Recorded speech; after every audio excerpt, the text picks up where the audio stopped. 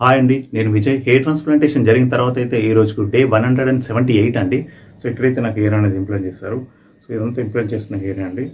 So, చూడండి. So, ఇలా ఉంది. హెయిర్ మంచిగా థిక్‌గా గ్రో అయితే అవుతుందండి. హెయిర్ ఫాల్ లాంటిది ఏమీ లేదండి. ఇలా హెయిర్ ఫాల్ అయితే అవ్వట్లేదు. సో, ఇదంతా ఇంప్లాంట్ చేసిన హెయిరే. సో, నీట్‌గా అయితే వస్తుంది. ఇంకా రావాలండి. ఇంకా రిజల్ట్ అయితే కంప్లీట్‌గా రాలేదు. 1 ఇయర్ అయితే పడుతుంది. నాకు ఒక ఓన్లీ 7 మంత్స్ అయింది. అండ్ డోనర్ ఏరియా చూపిస్తాను. సో, ఇది డోనర్ ఏరియా అండి. సో, ఇక్కడైతే ఇంకా చాలా ఉంది. సో, ఇక్కడ నుండి తీసి అయితే ఇక్కడ పెట్టారు. తెలియని వాళ్ళకి చెప్తున్నాను. అండ్ కామెంట్లో చూశానండి.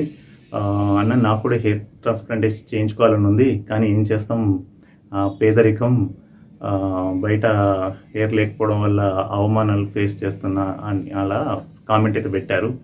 ఎస్ అండి, ఎవరైనా హెయిర్ లేనప్పుడే ఇంకా మనల్ని ఎక్కువ ఇన్సల్ట్ చేస్తారు, లైక్ కామెంట్ చేస్తారు, నవ్వుతారు, ఎగతాళిగా చేస్తారు. సో, అలాంటివి నేను కూడా ఫేస్ చేశాను.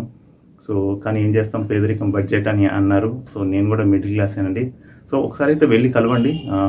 మీకు నచ్చిన మంచి హాస్పిటల్లో మీ పొజిషన్ అయితే చెప్పండి.